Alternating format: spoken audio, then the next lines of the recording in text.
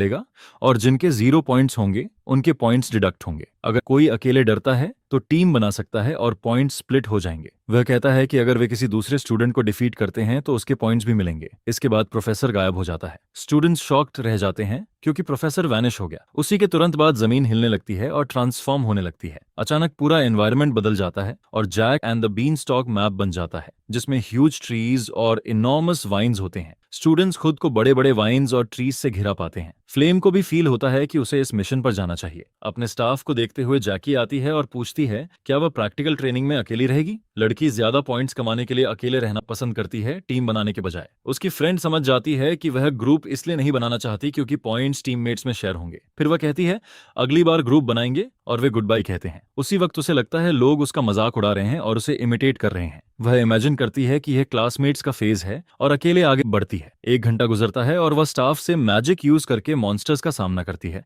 और सोचती है प्रैक्टिकल टेस्ट कब खत्म होगा क्योंकि यह एग्जॉस्टिंग है। अचानक ह्यूज वाइन्स जमीन से निकलने लगते हैं और उसे खुद को बचाने के लिए स्पेल कास्ट करना पड़ता है। आखिर सिर्फ क्रीचर्स ही नहीं, फील्ड भी अटैक करता है और स्टेला एकेडमी को अंडर एस्टिमेट नहीं किया जा सकता। उसने 18 पॉइंट्स कलेक्ट कर लिए हैं और समझती है कि अकेले और ग्रुप में कितना फर्क है। उसे मूव करना है और पॉइंट्स गेन करते रहना है, लेकिन आगे उसे एक स्ट्रेंज प्रेजेंस महसूस होती है। ह्यूमनॉइड अपीयरेंस देखकर वह सोचती है यह क्रीचर है या नहीं, फिर कंक्लूड करती है यह एक पर्सन है और कोई स्टूडेंट इस लेवल पर प्रेजेंस हाइड कर सकता है। फ्लेम खुद भी वन विद नेचर स्किल से अपनी प्रेजेंस हाइड कर रही होती है। उसकी स्पेशलिटीज बाइंडिंग, डिस्ट्रॉइंग, डिफेंडिंग और हीलिंग है। वह सोचती है ओपोनेंट पर एम्बुश करना अच्छा आइडिया है। तभी वह नोटिस करती है कि ट्री के पीछे वाला लड़का बैक ही है। वह समझती है कि वह भी अकेला है और उसने ग्रुप में आने वालों को रिजेक्ट कर दिया था। बैक के हाथ में वह देखती है कि उसके पास पॉइंट स्टिक पहले से है। तब फ्लेम समझती है कि यह उसे टेस्ट करने का परफेक्ट चांस है और अपने मैजिक से स्टिक लेने का मौका है और वह अपने स्टाफ से लाइट्स का सेट बनाती है। दोनों के बीच डिस्टेंस 15 मीटर है और बैक इतनी दूरी पर स्ट्रॉन्ग डिफेंस नहीं कर पाएगा। फिर वह लाइट बुलेट कॉन्जर करती है और उसकी तरफ फेंक देती है। हाई स्पीड से आती बुलेट शेप लाइट स्पेल लगभग हमारे प्रोटैगनिस्ट को हिट करती है। तभी वह बुलेट नोटिस करता है और टेलीपोर्ट यूज करके ब्लो अवॉइड कर लेता है, जिसे देखकर फ्लेम सरप्राइज हो जाती है क्योंकि उसने इमेजिन नहीं किया था कि वह ऐसा कर सकता है। हमारा प्रोटैगनिस्ट अपना मैजिक यूज करते ही सराउंडिंग से पूरी तरह वैनिश हो जाता है। कांपते हुए प्रिंसेस सोचती है उसने ये कैसे किया, इतनी कम दूरी पर सेकंड क्लास स्पेल को डॉज कैसे किया। तब हम उसे फिर टेलीपोर्ट करते देखते हैं और वह लड़की के पीछे पहुंच जाता है। वह सोचती है क्या उसने उसे लाइट बुलेट से बाहर करने की कोशिश की थी। उसके सिंड्रोम के हायर लेवल होने से वह बच गया। अब उसका टेलीपोर्ट 12 मीटर तक पहुंचता है और कूल डाउन टाइम 3 सेकंड्स है। उसके पास अभी 2 टेलीपोर्ट्स और बचे हैं। उसे टेरेन का फायदा उठाना चाहिए ताकि वह उसे किसी बेटर स्पॉट पर हैंडल कर सके। फिर वह अपनी टेलीपोर्टेशन एबिलिटी दोबारा यूज करता है और सेफ डिस्टेंस बनाए रखता है क्योंकि वह ज्यादा रिस्क नहीं लेना चाहता। उसका एम सिर्फ 5th प्लेस सिक्योर करना है। 5th प्लेस का रिवॉर्ड इथीरियल रूट्स होता है जो हेल्थ और स्ट्रेंथ दोनों बढ़ाता है। वह जानता है कि टॉप 4 स्पोर्ट्समैन कैरेक्टर्स को मिलेंगे क्योंकि उनके पास पहले से कई पॉइंट स्टिक्स हैं। तभी आगे उसे कुछ लोग दिखते हैं जो उसे तुरंत पहचान लेते हैं। यह बुलीज का ग्रुप होता है जो क्लास एस के बेक यूजिल को पहचान कर उसे मेलिशियस नजर से देखते हैं। हमारा प्रोटैगनिस्ट उस लड़के को राइडन के रूप में पहचानता है जो पिछले कुछ दिनों में स्कूल में फेमस हुआ है। वह यूएससी मेंबर और जेरमी के पपेट ग्रुप का हिस्सा है और उसके पास 3 पॉइंट स्टिक्स देखकर उसका अटेंशन जाता है। वह सोचता है कि एक पपेट होकर उसने इतने स्टिक्स ले लिए, जबकि वे मानते हैं बेक ने क्लास एस में आने के लिए चीट किया। राइडन कहता है अकेडमी की क्वालिटी गिर गई जब उन्होंने 3 अजीब सवाल सही करने वाले स्टूडेंट को एडमिट किया। इसके बाद बुली हमारे प्रोटैगनिस्ट से कहता है कि अपना स्टिक छोड़ दे और उसे दे दे, लेकिन बेक स्टिक नहीं देता, जिस पर राइडन समझ जाता है कि वह रेजिस्ट कर रहा है और अटैक करना चाहता है और पूछता है क्या वह अकेले पूरे ग्रुप का सामना करेगा और क्या वह अपने mid to high tier staff को यूज कर पाएगा क्योंकि स्टाफ के बिना वह मैजिक यूज नहीं कर सकता। बेक जानता है लेवल 1 टेलीपोर्ट से फेमस फैमिली वाले राइडन का सामना करना मुश्किल है। अगर उसके पास 3 टेलीपोर्ट्स होते तो आसान होता, लेकिन उसके पास एक वेरिएबल है, उसके हाथ में पॉइंट स्टिक है और जगह डंजन है जिस पर वह स्टिक बुलीज की तरफ बढ़ाता है जैसे देने वाला हो और राइडन उस पर विश्वास कर लेता है। तभी हमारा मेज अचानक बहुत पास टेलीपोर्ट करता है जिससे वह शॉक हो जाता है। हमारा प्रोटैगनिस्ट मुस्कुराता है और तुरंत अटैक कर देता है। वह हिट खाता है और इरिटेट होकर कहता है कि वह यूजील को पकड़ कर रहेगा। इसके बाद हमारा हीरो गायब होकर राइडन के पीछे प्रकट होता है और कहता है वह डेंजरस था और उससे चुराए गए 2 पॉइंट स्टिक्स के लिए थैंक्स करता है, जिससे बुली बहुत एंग्री हो जाता है और स्टिक्स वापस देने को कहता है। हमारा प्रोटैगनिस्ट मना करता है और जानता है ये स्टिक्स एफिशिएंट हैं। उसे ये कोइंसिडेंस से पता चला था जब उसने प्लेयर्स को गेम खेलते देखा और जाना कि स्टिक्स बग्ड आइटम्स हैं। उनकी ड्यूरेबिलिटी हाई है स्पेल्स उन्हें डिस्ट्रॉय नहीं करते और उनमें मैजिकल टूल्स जैसी स्ट्रेंथ है। मेजर्स के लिए यह यूजफुल है और बेक जो फिजिकल फाइट करता है उसके लिए यह हाई पावर वेपन बन जाता है। राइडन सोचता है उसने टेलीपोर्ट करते वक्त स्टिक्स कैसे ले लिए। फिर वह ग्रुप से बहस करता है और बेक को पकड़ने को कहता है। उसी समय डंजन शेप बदलने लगता है और उसका प्लान डिस्टर्ब हो जाता है। वह ग्रुप को साथ रहने और स्पेल्स चार्ज करने को कहता है ताकि एनिमी नजर से ना खोए। उनमें से एक दूर भागते हमारे हीरो को नोटिस करता है और लीडर को बताता है। मेजर्स अटैक शुरू कर देते हैं ताकि वह भाग ना सके। वे उम्मीद से बेटर होते हैं, फिर भी प्रोटैगनिस्ट टेलीपोर्ट से आसानी से डोडज करता है। सब सोचते हैं वह गया कहां। स्पीड बर्स्ट्स के कारण वे उसे नहीं ढूंढ पाते। कई सालों के player versus player combat experience से वह टेरेन का फायदा उठाता है। डंजन फिर शेप बदलता है और बुलीज को रोक देता है। राइडन कहता है वह अभी पास ही है और टेरेन रुकने तक वेट करना चाहिए। वह उन्हें केयरफुल रहने को कहता है क्योंकि स्पेल फेल हुआ तो मैजिकल रिकोशे होगा। उसी मोमेंट हमारा प्रोटैगनिस्ट सामने आता है और उसी पॉइंट स्टिक से अटैक करता है, जिससे मेजर्स पीछे गिरते हैं और एक स्पेल कास्ट करने की कोशिश करता है पर फेल हो जाता है। तब मैजिकल रिकोचेट शुरू होता है और आसमान से लाइटनिंग गिरती है जो सबको हिट करती है, जबकि हमारा प्रोटैगनिस्ट टेलीपोर्ट करके समझ जाता है फाइट खत्म है। आखिर बेक्यूजर्स आखिर मिसिंग स्टिक भी राइडन के हाथ से ले लेता है। वह मजाक में कहता है गर्लफ्रेंड मिली तो उसे गिफ्ट देगा, जिससे राइडन और गुस्सा होकर वापस मांगता है। बेक आखिरी स्टिक ना लेने का डिसाइड करता है क्योंकि हैसल होगा और फिर टेलीपोर्ट करके डेलिंक्वेंट्स की नजर से गायब हो जाता है। राइडन गुस्सा करता है और मेज मैजिक से वहां से गायब हो जाता है, जबकि एक लड़की छुपकर सब देख रही होती है। बेक फॉरेस्ट में खुशी से चलता है और जानता है कि स्टिक्स चुराकर जैकपॉट लगा है। अगर नॉर्मल फाइट होती तो वह लुट जाता, लेकिन डंजन होने से सब अलग था। तभी उसे कहीं से स्ट्रेंज सेंसेशन महसूस होती है जो उसे डिस्टर्ब करती है। बेकोजिल के पीछे होराइजन पर एक फायरबॉल बनता है और अचानक फॉरेस्ट पर गिरता है, जिससे आसपास का पूरा एरिया जलने लगता है। फायरबॉल सब कुछ डिस्ट्रॉय करता है और वह शॉक में रह जाता है। फिर भी वह अपने मैजिक से डॉज कर लेता है और हर्ट नहीं होता, लेकिन डिस्ट्रक्शन और ब्लेज उसे ऑलमोस्ट पकड़ लेते हैं। वह समझता है ये एबिलिटी किसी ह्यूमन की है जो स्मोक से बाहर आ रहा है। वह स्टाफ पकड़े एक वुमन होती है जो पूछती है उसने बुलिज से बाकी स्टिक क्यों नहीं लिया। वह लड़की हैंग बयान निकलती है, जिसे पहचान कर वह सोचता है वह यहाँ क्यों आई और उसने ये स्पेल क्यों कास्ट किया। वह कहता है कि उसने गलत समझा है और उसने स्टिक इसलिए नहीं ली क्योंकि वह ले नहीं सकता था और ये उसका कोई बिजनेस नहीं है। जिस पर वह बोलता है कि वह बस इंतजार कर रही थी कि वह सारी स्टिक्स उठा ले ताकि एक साथ हमारे मैन कैरेक्टर के हाथों से सब कुछ चुरा सके। जिस पर वह यह भी याद दिलाता है कि पिछले कुछ दिनों से वही उसे क्लासेस सिखा रहा था। हॉन्ग कहती है कि उसके अंदर रॉयल ब्लड है। फिर वह ड्यूअल के लिए वापस बुलाती है क्योंकि किसी कॉमनर से चीजें लेना उसके लायक नहीं होगा। हमारा प्रोटैगनिस्ट कहता है कि उसके जैसे वीक इंसान को लूटना उसके लिए भी फेयर नहीं होगा। जिस पर हंक कहती है कि उसने शुरू से देखा है कि वह उन बुलिज के साथ खेल रहा था और ठीक से मैजिक इस्तेमाल किए बिना भी उन्हें हराकर जीत गया। बायन को जल्दी करनी है ताकि उसे अपनी मदर से परेशानी न हो और उसे बहुत जल्दी पॉइंट्स चाहिए। इसके बाद वह दूर से लोगों की बातें सुनने लगती है। कुछ लोग कह रहे होते हैं कि बेक यूजिल भाग रहा है और सोच रहे हैं कि वह कहाँ जा रहा है। हॉन्ग पहचान लेती है कि यह राइडन के ग्रुप की आवाज है और सच में वह मेज भाग रहा है और उसे पता भी नहीं चला। वह सोचती है कि क्या उसे उन पर अटैक करना चाहिए, लेकिन वह जानती है कि अकेले 6 लोगों को हराना उसके लिए भी मुश्किल है। इसलिए वह सोचती है कि उनके फाइट खत्म होने का इंतजार करना बेहतर होगा। फिर जब वे थक जाएंगे तो वह एक साथ सारी स्टिक्स चुरा लेगी। उसी समय वह देखती है कि हमारा प्रोटैगनिस्ट पीछे से बुल्ली पर स्टिक से अटैक करता है। वह नोटिस करती है कि वह दुश्मनों पर अटैक करने के लिए टेलीपोर्ट के अलावा कोई और मैजिक इस्तेमाल नहीं करता। भले ही वे उससे कमजोर हैं, लेकिन वे एलीट और मेज फैमिलीज में पले बढ़े हैं। जिस पर उसे समझ आता है कि अगर बेक उनके साथ खेल सकता है तो वह बहुत स्ट्रांग है। इसलिए वह तय करती है कि उसे जलाने के लिए उसे अपनी पूरी पावर लगानी पड़ेगी। फिर वह अपना स्ट्रॉन्गेस्ट फायर मैजिक समन करती है और सीधे हमारे हीरो की तरफ फेंक देती है। वह बहुत एगिल जंप लगाकर प्रिंसेस होंग के फायर मैजिक को डोडज कर देता है, लेकिन जंगल में आग फैलने लगती है और उसे और ज्यादा फुर्ती से बचना पड़ता है। वह समझ जाता है कि प्रिंसेस होंग का मैजिक खतरनाक है, लेकिन उसने पहले ही ऐसे सिचुएशंस के लिए अपनी इंट्यूशन ट्रेन की हुई है। हालांकि 2 टेलीपोर्ट स्पेल्स इस्तेमाल करना मुश्किल लग रहा है, जिस पर वह कोई और तरीका सोचता है। होंग बायन पूछती है कि क्या वह अपना वॉन्ड इस्तेमाल नहीं करेगा। बेक कहता है कि उसने उसका वॉन्ड चुरा लिया है, जिस पर होंग कहती है कि एकेडमी जो बेसिक वॉन्ड्स देती है वह तो उसके पास होगा। हमारा प्रोटैगनिस्ट इसे भूल गया था, लेकिन एंट्रेंस सेरेमोनी में उसे एक मिला था जिसे वह इस्तेमाल करना पसंद नहीं करता। होंग इरिटेट होने लगती है क्योंकि वह कॉमनर हर बार ऐसे ही खेलता रहता है और उसकी नर्व्स पर चढ़ जाता है। प्रिंसेस बाकी पार्टिसिपेंट्स के बारे में सोचना भी बंद कर देती है और बेक के खिलाफ पूरी ताकत से जाने का सोचती है। भले ही उसने पहले ही इस फाइट में सब लगा दिया था, फिर भी वह अपनी लिमिट्स के पार जाने का फैसला करती है। होंग अब मैजिक इस्तेमाल नहीं करेगी क्योंकि उसका गुस्सा ही उस लड़के को खत्म करने के लिए काफी है। दोनों एक दूसरे के सामने खड़े होते हैं और पीछे जंगल जलता रहता है। होंग बयान तय करती है कि वह इस कॉमनर को हमेशा के लिए खत्म कर देगी। उसके मैजिक की लपटें लड़के की तरफ बढ़ती हैं और वह चौंक जाता है। वे उसके पास से गुजरती हैं, लेकिन वह साइड में हटकर बच जाता है। जैसे ही वह मैजिक से आगे निकलता है, आग और तेज हो जाती है और उसे समझ आता है कि थोड़ा सा भी लेट होता तो उसका अंत हो जाता। आग फैलती जाती है और उसे पता है कि चाहे वह डॉज करे, अटैक की रेंज बहुत ज्यादा है। वह सोचने लगता है कि क्या करे, तभी उसे एक अलग आवाज सुनाई देती है, जिस पर वह नोटिस करता है कि उसके पीछे कुछ है जिसका वह इस वक्त इस्तेमाल कर सकता है।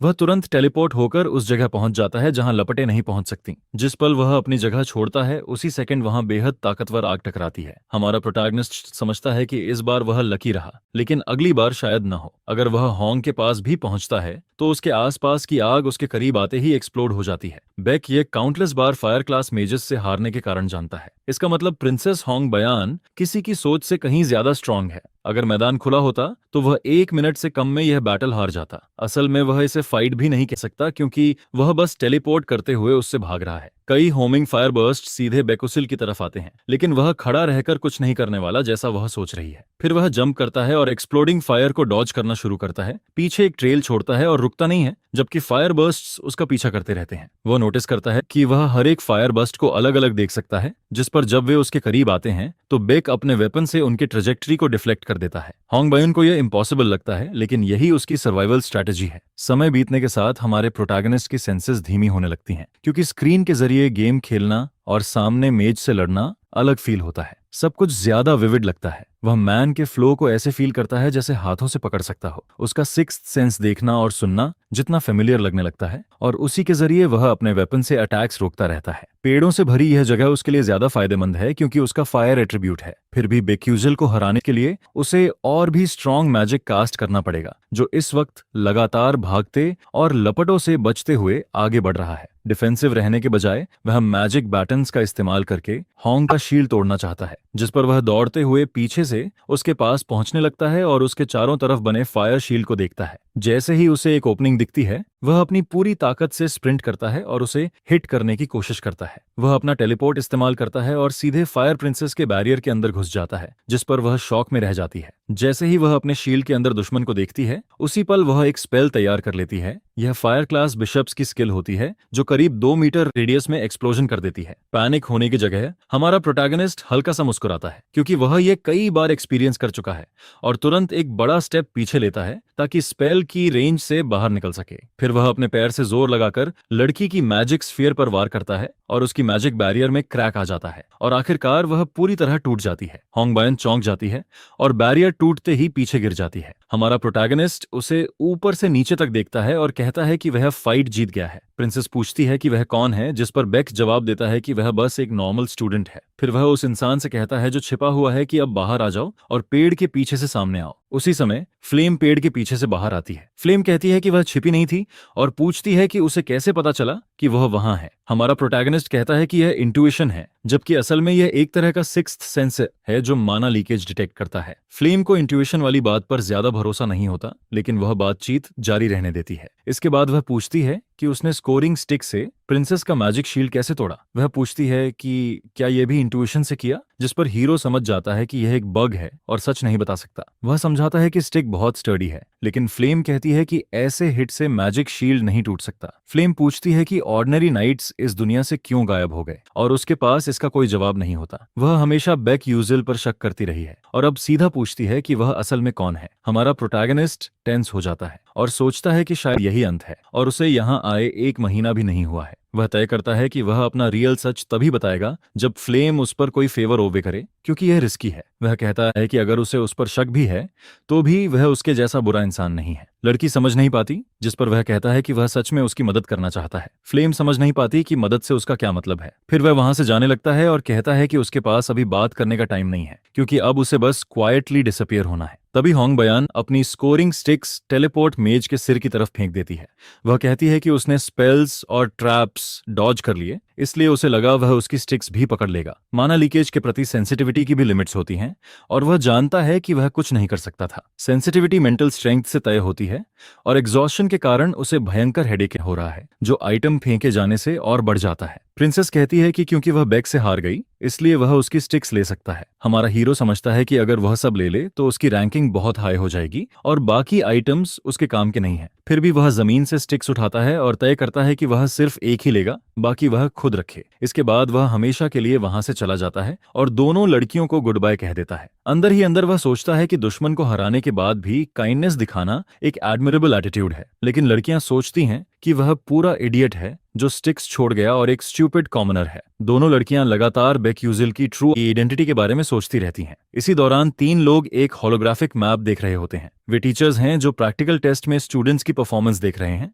और नोटिस करते हैं कि इस साल क्लास एस के स्टूडेंट्स बहुत रिमार्केबल हैं। एक मैजिकल एल्डर और ब्लू टावर का एडवाइजर कहते हैं कि मैचेस देखना काफी एंजॉयबल रहा है। गिल्ड ऑफ मैजिकल एल्डर्स से लेकर ब्लू टावर काउंसिल तक सभी फ्रेशमैन ट्रेनिंग देखने के लिए इकट्ठा हुए हैं। वे टैलेंट रिक्रूट करने की कोशिश कर रहे हैं और कई टीचर्स भी इस प्रैक्टिकल ट्रेनिंग को मॉनिटर कर रहे हैं। क्लैश देखते हुए उन्हें पता चलता है कि हेवांग एमा यूजियांग से टकरा गया है। दोनों अपने वॉन्ड से स्पेल्स कास्ट करते हुए फाइट शुरू कर देते हैं, लेकिन मा यूजांग 17 साल की उम्र में ही क्लास 3 पावर लीप लगातार इस्तेमाल करते हुए तेज स्पीड से सारे स्पेल्स डॉज करने लगता है। आमतौर पर मेज को थर्ड क्लास में जाने के लिए 20 एस की उम्र लगती है, लेकिन एमए ने 17 में ही इसे मास्टर कर लिया है। मैजिकल एडवाइजर्स यह देखकर यकीन नहीं कर पाते। आखिर दोनों 3 प्रकार के एलिमेंटल एट्रीब्यूट्स भी कमांड करते हैं। आमतौर पर मेज सिर्फ एक एट्रीब्यूट कंट्रोल करता है और 2 एलिमेंट्स मास्टर करने में बहुत ट्रेनिंग लगती है, लेकिन 3 एट्रीब्यूट मास्टर करना जन्म से मिले एक्सेप्शनल टैलेंट की निशानी है। अचानक मैजिकल कॉम्बैट प्रोफेसर चौंक जाता है जब वह कुछ देखता है। बैटलफील्ड पर एक विशाल ब्लैक फिनिक्स, एक सीक्रेट बॉस, प्रकट हो जाता है। वह जोरदार चीख निकालता है और दोनों स्ट्रॉन्ग स्टूडेंट्स के ऊपर उड़ने लगता है। तभी वह विशाल क्रीचर जमीन पर गिर जाता है और पूरी तरह डिफीट हो जाता है। उसके पीछे स्टाफ पकड़े एक लड़की खड़ी होती है जो इंटरप्शन और मॉन्स्टर को हराने के लिए सॉरी कहती है। मैजिकल कॉम्बैट प्रोफेसर समझ जाता है कि यह स्टूडेंट एसिल मॉफ है। सीक्रेट बॉस एक हिडन इवेंट होता है जो हाई लेवल एबिलिटीज टकराने पर प्रकट होता है। इतने बड़े मॉन्स्टर को अकेले हराना आसान नहीं होना चाहिए, लेकिन उसने बहुत आसानी से कर दिया। एल्डर्स सोचते हैं कि अगर उसका father traitor arch Duke moth न होता तो वह और भी आगे बढ़ सकती थी। मेजर्स अडालाबेट की प्रिंसेस की फाइट देखते हैं और उसके ओपोनेंट को पहले कभी नहीं देखा, लेकिन वे तब हैरान हो जाते हैं जब वे उसका स्पेल देखते हैं जिसे फ्लैशेस प्रेज कहा जाता है। सदियों से कई स्कॉलर्स इस एबिलिटी को कंट्रोल करने की कोशिश करते रहे हैं, लेकिन उन सब लोग फेल हो गए और आखिर में मर गए या हार मान गए, क्योंकि यह ऐसा मैजिक है जिसे कंट्रोल करना पूरी तरह इम्पॉसिबल माना जाता है। फिर भी जो स्टूडेंट फ्लैश को अपने हाथ पैर के एक्सटेंशन की तरह कंट्रोल करता है वह सबको बहुत इंप्रेसिव लगता है। सब लोग सोचते हैं क्या ऐसा लड़का सच में एग्जिस्ट करता है, जिस पर प्रोफेसर कहता है उसका नाम बेकोजियल है, एक बहुत यूनिक स्टूडेंट जो फ्लैश को अपनी स्पेशलिटी की तरह यूज करता है। ये क्लास एस के टॉप 3 के अबसर्ड टैलेंट्स बिल्कुल अलग प्रॉब्लम है। वे पूछते हैं कि वह दूसरे मैजिक इस्तेमाल करने की जगह फूल क्यों बन रहा है, क्योंकि अगर वह ऐसा करता तो ड्यूअल कब का खत्म हो चुका होता। लेकिन तभी कोई कंफर्म करता है कि वह सच में सीरियस होकर फाइट कर रहा है। वह एल्मन एल्विन होता है, एक यंग लड़का फैंसी कपड़ों में, जो कहता है कि फाइट की शुरुआत से ही वह सीरियसली लड़ रहा है और यह बहुत इंटरेस्टिंग है।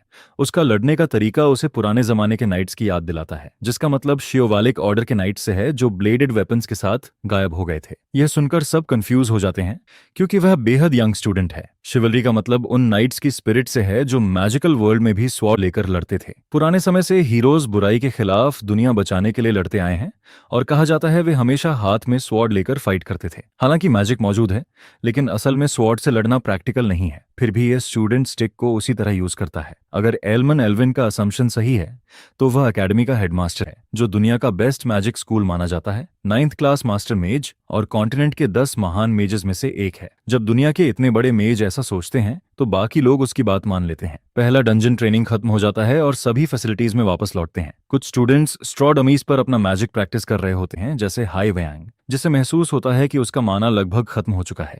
इसलिए वह डिसाइड करता है कि उसे माना बचाकर रखना होगा, क्योंकि प्रैक्टिकल टेस्ट अब भी लंबा चलने वाला है। 140 स्टूडेंट्स में से 39 पहले ही एलिमिनेट हो चुके हैं। आइसेल बॉस मॉन्स्टर हराकर फर्स्ट प्लेस लेता है और बेक सेकंड आता है। जीनियस मा यूजियन 6th प्लेस पर आता है और हमारा प्रोटैगनिस्ट खुद को उतना विक्टोरियस फील नहीं करता। उसे पता है कि अगर उस समय एसिल इंटरफियर न करती और बॉस को डिफीट न करती तो वह एम्मा को हरा सकता था। पहली बार प्रोडिजी से मिलने के बाद से हमेशा ऐसा जैसा ही रहा है। वह हमेशा रिलैक्स रहता है, लेकिन रिजल्ट्स एक्सपेक्टेशन से ज्यादा देता है। इस ट्रेनिंग में उसने स्ट्रैटेजिक लोकेशंस पर मैजिक रून्स लगाए और अपनी मूवमेंट्स कोल्डली कैलकुलेट की, लेकिन एमा ने आसानी से उसके सारे अटैक्स ब्लॉक कर दिए। वह सोचता है कि क्या वह कभी उसे हरा नहीं पाएगा और क्या टैलेंट की दीवार तोड़ना पॉसिबल है। लड़का सोचता है कि वह प्रोडिजी से कमजोर है, लेकिन खुद को ब्लेम करना छोड़कर और मेहनत करने का फैसला करता है। उसी समय प्रिंसेस हे व्रियांग को नफरत भरे एक्सप्रेशन और तनाव के साथ ट्रेनिंग करते हुए देखती है। अचानक वह उसके पास रुकती है और फायर मैजिक से स्ट्रॉ डमी को जला देती है। उसकी फ्लेम्स ट्रेनिंग डमी को पूरी तरह डिस्ट्रॉय कर देती हैं और पर्पल हेयर वाला लड़का रुककर हॉन्ग की तरफ देखने लगता है। हंग थर्ड आने से फ्रस्ट्रेट है क्योंकि पॉइंट स्टिक्स के कारण उसकी मदर बहुत नाराज हुई थी। अगर वह अपनी दी हुई स्टिक वापस न लेती तो उसे पनिशमेंट मिलता। इसी गुस्से में वह ट्रेनिंग एरिया में लगातार अपने मैजिक से ब्लास्ट करती रहती है। हे व्रैंग सोचता है प्रिंसेस को क्या हुआ जो वह इतनी एंग्री है। उसे लगता है शायद उसका भ्रम हो, लेकिन उसका मैजिक पिछली बार से ज्यादा प्रिसाइज लगता है। प्रिंसेस का फायर मैजिक इतना डिस्ट्रक्टिव है कि उसका सटल कंट्रोल लगभग इम्पॉसिबल माना जाता है। फिर भी लगता है उसने इतने कम समय में इंप्रूव किया है। असल में बेक के स्पेशल लेसन्स का इफेक्ट पड़ रहा है। बेकार सवालों से फोकस हटते ही उसकी मैजिकल एबिलिटी काफी इंप्रूव हो गई है। भले ही उसकी नजर में वह लो बॉर्न और इरिटेटिंग पर्सनालिटी वाला इंसान है। हंग मानती है कि वही अकेला है जो उसकी फ्लॉज ठीक करना जानता है। वह अभी भी इरिटेट रहती है, तभी ये टेरन आकर कहती है कि टर्वॉन स्टाफ का अपग्रेड कंप्लीट हो गया है। इसके बाद वह स्टूडेंट बेकी यूजिल को बताने जाने लगती है। तभी प्रिंसेस उसका शोल्डर पकड़कर उसे प्रोटैगनिस्ट के पास जाने से रोक देती है। स्टेला एकेडमी के सेकंड मेन टावर में हॉन्ग खुद जाती है क्योंकि वह बेक को प्रोफेसर के लैबोरेटरीज के पास ढूंढना चाहती है, लेकिन वह रिग्रेट करती है क्योंकि वह ट्रेनिंग फील्ड भी जा सकती थी और अब ऐसा लग रहा है जैसे वह एक कॉमनर के पीछे भाग रही है। वह वापस जाने का सोचती है, तभी कोई उसे पहचान कर बुलाता है। प्रोफेसर हैमिल। दोनों लंबे समय बाद मिलते हैं क्योंकि प्रोफेसर ने पैलेस में उसे मैजिक सिखाया था और अब वह काफी बड़ी हो गई है। हैमिल कहती है कि वह स्टेला एकेडमी किसी काम से आई थी और अब जा रही है और आज एकेडमी बहुत हेक्टिक है, इसलिए जल्दी जाना बेहतर है। मैजिकल ऑफिसर्स बेकुजिल नाम के स्टूडेंट को ढूंढ रहे हैं। यह सुनकर प्रिंसेस चौंक जाती है। प्रोफेसर जानती है कि हॉनग उसका सामना कर चुकी है और उसे पता चल गया कि वह मैजिक यूज नहीं करता। हैंग उदास हो जाती है क्योंकि उसने अपने सबसे एडमायर्ड मास्टर के सामने खराब परफॉर्म किया। फिर वह कहती है कि वह खुद को ब्लेम नहीं करना चाहती क्योंकि वह कॉमनर अपनी पूरी कोशिश कर रहा था और वह अपनी डिफीट स्वीकार कर लेती है। लेकिन प्रोफेसर कहती है कि उसने मैजिक इस्तेमाल नहीं किया और अपनी कन्विक्शन की वजह से जीता है। वह समझाती है कि डायरेक्टर ने एक प्रैक्टिस सेशन देखा था और उसे लगा कि यह स्टूडेंट पुराने समय के नाइट को वापस लाने की कोशिश कर रहा है। हॉन्ग बैन को अपने टीचर की एंसेस्ट्रल नाइट वाली बात समझ नहीं आती क्योंकि फाइट के दौरान उसने पॉइंट स्टिक को स्वॉर्ड की तरह यूज किया था, जिस पर वह मानती है कि यह एंशिएंट नाइट्स की मैजिक सोर्ड जैसा था। मैजिक एकेडमी में मैजिक यूज न करना प्रैक्टिकल टेस्ट में और ज्यादा पेनल्टी लाना चाहिए, जिसका मतलब है उसने यह रास्ता जानबूझकर चुना। जबकि फ्लैशेस प्रेस जैसा इंप्रेसिव फीट पाने के बाद भी वह उन्हें चैलेंज करता रहता है। अब यह सोचना मुश्किल नहीं कि यह लड़के की रियल कन्विक्शन है। नाइट बनने का सपना मजाक का कारण बनता है और हॉन्ग सोचती है कि इस ईरा में कोई नाइट क्यों बनना चाहेगा। वह देखती है कि वह दिल से नाइट बनना चाहता है, इसलिए उसने उसे फाइट के दौरान उसे परेशान न करने को भी कहा और बहुत गुस्सा हो गई थी। उसी समय बेक उस लड़की को ढूंढ लेता है और वह आइडेलिक रूट्स 5th प्लेस रिवॉर्ड खा रहा होता है। वह कहती है कि वह वहां उसके कारण नहीं आई और फिर टेरी वॉरक्वान हमारे प्रोटैगनिस्ट को दे देती है। यह इंटेंजिबल सोर्ड है और प्रिंसेस से मदद मांगना सही था क्योंकि वह इसे अपने पैसों से खरीद नहीं सकता था। हमारा प्रोटैगनिस्ट उस बॉक्स के साथ रह जाता है जिसमें एक्स्ट्रा ऑर्डिनरी एबिलिटीज वाली मैजिक स्वॉर्ड है। लड़की कॉमनर की एक्साइटमेंट देखती है और पूछती है क्या वह सच में कोई और मैजिक यूज नहीं करता। हमारा हीरो इस सवाल से कंफ्यूज हो जाता है और लड़की जवाब सुने बिना ही चली जाती है। सोचते हुए उसे याद आता है कि प्रोफेसर ली भी उसके दूसरे मैजिक न यूज करने की बात करता था। बेक को लोग जो उसकी कन्विक्शन और दिल समझने की बातें करते हैं वह समझ नहीं पाता। मैजिक सोर्ड मिलने के बाद टेलीपोर्ट मेज सोचता है कि अगला एपिसोड वह आसानी से हैंडल कर लेगा, इसलिए वह अभी सोर्ड को टेस्ट करने का फैसला करता है। टर्वॉन को हाथ में पकड़कर वह उसमें माना इंजेक्ट करना शुरू करता है और सरप्राइजिंग रिजल्ट आता है। सोर्ड बड़ी हो जाती है और तेज रोशनी छोड़ने लगती है। हमारा प्रोटैगनिस्ट समझता है कि यह उसकी उम्मीद से बेहतर है क्योंकि सोर्ड बहुत बड़ी और ब्राइट है। वह सोचता है अगर फ्लेम के हाथ लगती तो और कलरफुल होती क्योंकि उसकी प्रेजेंस बहुत स्पेशल है। वह इंसान है जिसने एल्व्स, ड्वार्व्स और एंजल्स की मैजिक एक साथ मास्टर की है। यह स्टाफ यूजर की एनर्जी लगातार ड्रेन करता है, इसलिए हर कोई इसे यूज नहीं कर सकता। फ्लेम नेचुरल एनर्जी से माना रिकवर करती है और इसे फिनिशिंग ब्लो की तरह यूज करती है। उसके पास माना नहीं है और अब्सॉर्ब करने पर भी लीक्स उसे स्टोर नहीं करने देते। माना की कॉन्सेंट्रेशन और उसकी ब्रीदिंग टेरन स्ट्राइक्स की पावर तय करेंगे, इसलिए वह अपना एट्रीब्यूट और स्टेटस टेबल खोलकर चेक करता है। वह देखता है कि मैजिकल पावर लीकेज लेवल 2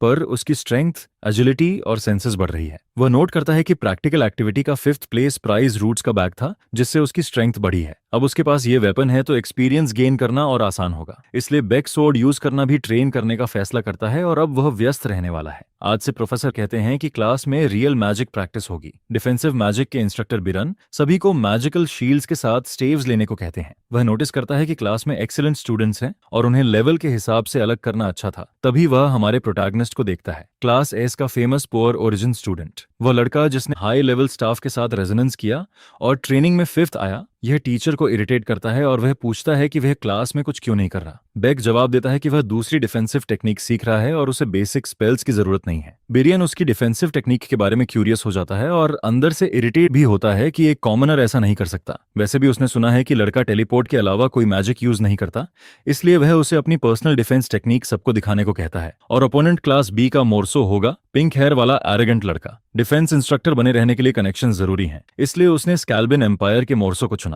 अगर एस क्लास स्टूडेंट के खिलाफ ड्यूअल में बड़ा गैप दिखे तो उसके लिए अच्छा रहेगा। उसी समय दोनों स्टेज पर आमने सामने आते हैं। मोर्सो डॉर्डन हंस रहा होता है जबकि हमारा प्रोटैगनिस्ट सीरियस और थोड़ा डिस्करेज्ड दिखता है। सभी नोबल बॉय को सपोर्ट करते हैं कि वह कॉमनर बेक यूजिल को हरा दे। हमारा हीरो नोटिस करता है कि वहां यूएस और राइडन का ग्रुप भी है। इस मैंडेटरी क्लास में मैजिक यूज नहीं हो रहा था, इसलिए वह कुछ नहीं कर रहा था, लेकिन अब उसे फाइट करनी पड़ेगी। वह जानता है कि प्रोफेसर बिरियन फर्स्ट ईयर से ही अपनी क्लासेस के लिए फेमस है। वह फाइट को सीरियस लेने और अपने ट्रेनिंग का रिजल्ट देखने का फैसला करता है। ड्यूअल 2 टर्न्स में अटैक और डिफेंस का होगा और वे कोई दूसरा मैजिक यूज नहीं करेंगे। मोर्सो दोडान अटैक शुरू करता है और स्टाफ हाथ में पकड़ लेता है। सब लोग नोबल की जीत पर भरोसा करते हैं क्योंकि वह अग्रेसिव अर्थ मैजिक यूज करता है जिसे डिफेंड करना मुश्किल होगा। टीचर ड्यूअल शुरू करने को कहता है और तुरंत रिच किड 2nd ईयर अर्थ मैजिक इन्वोक कर देता है, जबकि रूल था कि सिर्फ 1st ईयर स्पेल्स यूज होंगे। सोचते हुए कि क्या कॉमनर लड़का इस अटैक से बच पाएगा, मोर्सो अपना डोर्ड और स्टोन पियर्सिंग मैजिक हमारे प्रोटैगनिस्ट की तरफ छोड़ देता है, जिस पर सामने से आता मैजिक देखते ही वह टर्वन एक्टिवेट करता है और अपनी मैजिक सोर्ड से दुश्मन के मैजिक को काट देता है। जैसे ही वह नोबल के मैजिक को कुछ भी नहीं समझते हुए तोड़ देता है, सब लोग शॉक में उसे देखते रहते हैं और नोबल हैरान रह जाता है कि एक स्लैश से उसका मैजिक गायब हो गया। किसी ने नहीं सोचा था कि स्पेल को काटने से वह ऐसे वैनिश हो जाएगा। डिफेंस टीचर समझ जाता है कि बेकुजियल ने सच में दुश्मन का मैजिक डिसिपेट कर दिया। हर मैजिक में माना फ्लो होता है और सही जगह कट करने पर स्पेल खत्म हो जाता है और हमारा प्रोटैगनिस्ट ये बेहद आसानी से कर देता है। अभी वह सिर्फ क्लास 3 स्पेल्स काट सकता है, लेकिन बेक सोचता है कि इतनी ट्रेनिंग करना वर्थ था और वह टेरी की वल्नरेबिलिटी का इस्तेमाल करते हुए फाइट जारी रख सकता है। नोबल बहुत डर और गुस्से में आ जाता है क्योंकि एक कॉमनर ने उसका मैजिक डिस्ट्रॉय कर दिया। वह जानता है कि अगर मोर्सो डॉर्डन हार गया तो प्रोफेसर बेरियन भी परेशान होगा। रिच बॉय मानता है कि उसकी डिफेंस अच्छी है और कहता है कि यह टेक्निक एक बार में सिर्फ एक अटैक काट सकती है और लिमिट भी है। अगर कई अटैक आए तो कॉमनर डिफेंड नहीं कर पाएगा, जिस पर वह मैलिशियस स्माइल करने लगता है। हमारा प्रोटैगनिस्ट इरिटेट हो जाता है क्योंकि दुश्मन बहुत बोल रहा है। तभी वह कई स्ट्राइक्स अपनी तरफ आते देखता है। उसका दुश्मन वॉन्ड से कई माना रॉक्स कॉन्जर करके उस पर अटैक करता है। फाइट देख रहे लोग सोचते हैं यह बहुत ज्यादा है और दूसरे स्टूडेंट को बुरी तरह चोट लगेगी। ईविल स्माइल के साथ स्पेल कास्ट होते ही सब सोचते हैं टीचर को फाइट रोक देनी चाहिए। यह स्पेल बुलर स्टोन पियर्सिंग है जो सीधे टेलीपोर्ट मेज की तरफ आता है। हमारा प्रोटैगनिस्ट डर जाता है जब वह मैजिकल स्टोन्स अपनी तरफ आते देखता है। कुल 11 स्टोन्स उसकी तरफ उड़ते हैं और टेलीपोर्ट या कट करने का समय नहीं है, इसलिए उसे सब ब्लॉक करना पड़ेगा और वह टेरियन से यही करने की कोशिश करता है। जब कॉमनर बेक यूजिल उन्हें ब्लॉक कर देता है तो नोबल इरिटेट हो जाता है क्योंकि उसका बेस्ट स्पेल आसानी से डिस्ट्रॉय हो गया और दुश्मन ने सोर्ड से रोक लिया। टीचर भी गुस्सा होता है क्योंकि अगर मोर्सो हार गया तो वह भी फंस जाएगा। हमारा प्रोटैगनिस्ट वेंटिलेशन इस्तेमाल करता है। यह टेक्निक उसने किसी दूसरे गेम में देखी थी और यह काम कर गई। टेर्रावन का फॉर्म बनाए रखने में ज्यादा ताकत लगती है, इसलिए वह बाद में थक जाता है। इसके अलावा डिफेंस सिंगल अटैक से भी कमजोर हो जाती है, जो रियल फाइट में खराब है, इसलिए वह इसे सिर्फ इस ट्रेनिंग में यूज करेगा। स्टूडेंट्स नोटिस करते हैं कि यह लगभग मैजिक शील्ड जैसा है और सोचते हैं उसने ये डिफेंस कैसे डेवलप की। वहीं रिच बॉय मोर्सो इरिटेट हो जाता है क्योंकि उसे लग रहा है वह फाइट हार जाएगा। सबके सामने कॉमनर से इंसल्ट होकर वह फिर स्पेल कास्ट करने लगता है। उसका अटैक टर्न खत्म हो चुका है, फिर भी वह एक और स्पेल तैयार करता है और चिल्लाता है कि वह इसे ऐसे नहीं जाने देगा। गुस्से में वह बेक को हमेशा के लिए खत्म करना चाहता है। उसी समय जेरेमी आता है और प्रोफेसर का ध्यान खींचता है जिसे अब बेकी यूजिल को अटैक टर्न देना चाहिए। स्टूडेंट्स समझ जाते हैं कि यह बेसिक फर्स्ट ईयर ड्यूअल नहीं रहा और कोई घायल हो सकता है। प्रोफेसर स्टूडेंट्स की नाराजगी इग्नोर करता है, लेकिन जेरेमी उसे टोकता है और प्रेशर में वह कॉमनर को अटैक ऑर्डर दे देता है। कुछ ही पलों में वह ड्यूअल जीत जाता है और मोर्सो को जमीन पर गिरा देता है बिना उसे डिफेंड करने का मौका मिले। फाइट देखकर सब हैरान रह जाते हैं क्योंकि उन्होंने इतनी इनक्रेडिबल फाइट एक्सपेक्ट नहीं की थी। जेरेमी कॉमनर को नोबल को ऐसे हराते देख मुस्कुराता है। एक फैंसी हॉल में कोई अटैक होता दिखता है, वह टोमेटो सॉस से ढका जमीन पर गिरता है और जेरेमी ही उस पर अटैक करता है। वह कहता है उसका फ्रेंड बुरी तरह हर्ट हुआ है और किसी से उसकी केयर करने को कहता है। वह वेरिजेन होती है जिसे इंजर्ड आदमी की देखभाल का काम दिया गया है। स्कैल्विन एम्पायर में मैजिकल एबिलिटी सब कुछ तय करती है और जेरेमी स्कैल्विन 12 साल की उम्र में क्राउन प्रिंस बन गया था, अपने सिबलिंग्स को पीछे छोड़कर। वह कहता है वह सर्वेंट नहीं है और इसका मतलब डॉर्डन फैमिली हमेशा के लिए पॉलिटिक्स से निकाल दी गई। वेरिजेन समझती है कि सिर्फ मोर्सो ही नहीं बल्कि कॉमनर बेकी यूजिल भी प्रिंस की नजर में आ गया है, इसलिए उसकी स्कूल लाइफ भी मुश्किल होगी। अगले दिन कई स्टूडेंट्स मैजिक लैबोरेटरीज में लैब कोट्स पहने दिखते हैं। सब हमारे प्रोटैगनिस्ट की बातें करते हैं कि वह नाइट बनना चाहता है और उसने मोर्सो डॉर्डन को ड्यूअल में हरा दिया। फ्लेम जहां भी जाती है उसे बेक के बारे में सुनाई देता है, जबकि वह अटेंशन नहीं चाहती। एल्केमी टीचर कहता है इस क्लास में एग्जैक्ट मेजरमेंट्स और परफेक्ट टेम्परेचर कंट्रोल चाहिए। मॉरन उन्हें फटीग रिकवरी पोशन प्रैक्टिस करने को कहता है। फ्लेम इरिटेट हो जाती है क्योंकि एक गलती से सब खराब हो जाता है। एल्केमी उसके लिए बहुत कॉम्प्लिकेटेड है और वह इन क्लासेस से बचना चाहती है। प्रोफेसर मा अंदर आता है और कई स्टूडेंट्स को डांटता है जो बेसिक चीजें गलत कर रहे हैं। फ्लेम पहले ही सुन चुकी है कि यह टीचर फ्यूचर में नेक्रोमांसर बनेगा और कैओस फैलाएगा, इसलिए तैयारी के लिए उसे यह क्लास अटेंड करनी पड़ेगी। अचानक वह साइड में देखती है और हमारे हीरो को पोशंस बनाते और अजीब तरह से हंसते देखती है। उसे लगा बेक सिर्फ एसल के करीब आने के लिए इस क्लास में है, लेकिन अब उसे लगता है वह पागल है और वह अपने मटेरियल्स उठाकर जल्द से जल्द लैब छोड़ने का फैसला करती है। कुछ समय गुजरता है और वह अपनी एबिलिटी की मदद से जल्दी ही पोशंस खत्म कर लेती है। जैसे ही वह खत्म करती है, वह ASEL को ढूंढने लगती है और देखती है कि वह क्लास में अच्छा कर रही है। उसे याद आता है कि ओरिजिनल स्टोरी में इसी क्लास में उसे मिया की मैजिकल मशीनरी नोट्स वाली नोटबुक मिलती है और वह टायरन के फटीग रिकवरी पोशन का इम्प्रूव्ड वर्जन बनाती है, जिस पर फ्लेम सोचती है कि अभी वह सिर्फ नॉर्मल पोशन क्यों बना रही है। तभी वह टीचर को कहते सुनती है कि बेक यूजियल ने एक्सपेरिमेंट के इंग्रेडिएंट्स बदल दिए। हमारा प्रोटैगनिस्ट टीचर को भरोसा दिलाता है कि दूसरे मटेरियल से रिजल्ट बेहतर आता है। मॉरिन गुस्से में कहती है कि यह वह फटीग रिकवरी पोशन नहीं है जो उसने बनाने को कहा था। फ्लेम को यकीन नहीं होता कि सुपीरियर पोशन जो एसेल को बनाना था वह कॉमनर ने बना दिया। अब उसे समझ आता है कुछ अजीब है, क्योंकि बेक ने आइसेल की जगह सुपीरियर पोशन बना लिया। मेजेंटरन कहती है यह समझ नहीं आता और कॉमनर का एटीट्यूड खराब है। असल में यह लाइन प्रिंसेस ईसेल के रूइंड फैमिली के बारे में होनी थी, जो उसके लिए ट्रॉमा बन गया था क्योंकि उसने अपना परिवार खो दिया और गेम के अंत तक उसे सताता रहा। फ्लेम सोचती है बेक को यह पता था और उसने जानबूझकर टीचर से डांट खुद खाई ताकि वह उसे प्रोटेक्ट कर सके। मान का स्टेला एकेडमी में बहुत इन्फ्लुएंस है और एक बार मार्क हो जाने पर ग्रेड्स और बाकी क्लासेस भी अफेक्ट होते हैं, जिस पर फ्लेम सोचती है कि लड़का आसल के लिए इतना सब क्यों कर रहा है। इसी दौरान प्रोफेसर मेन उसे डांटती है और कहती है वह उसके पेरेंट्स को बुलाएगी क्योंकि उसने जवाब देने का तरीका गलत रखा। हमारा हीरो एल्केमी में इतना फोकस था कि इस अनोइंग आउटकम को भूल गया और कहता है कि उसके पेरेंट्स नहीं है। यह सुनकर टीचर शॉक हो जाती है कि उसके कोई माता पिता नहीं है। अगले दिन हमारा प्रोटैगनिस्ट ग्लू के दूसरे पार्टीशन के साथ किमची पोशन बनाने की कोशिश करता है। कुछ हफ्ते गुजर जाते हैं और उसी लैब में बेक फिर डांट खाता है। टीचर शिकायत करती है क्योंकि वह ऐसे मटेरियल्स यूज कर रहा है जो उसने अलाउ नहीं किए और बेक कहता है पोशन ऐसे बेहतर बनता है। जब वह बहस करता है तो मयन और गुस्सा हो जाती है, लेकिन हमारा हीरो अपने बुल ग्लासेस से देखता है कि उसका डार्क मैजिक करप्शन बढ़ रहा है और उसे समझ आता है कि चीजें उसकी प्लान के मुताबिक चल रही हैं। आखिर यह एपिसोड 8 का बॉस ब्लैक करप्शन वाली मॉरिन है। वह अपने डार्क इमोशंस को कंट्रोल नहीं कर पाई और ब्लैक करप्शन में गिरकर विलन बन गई।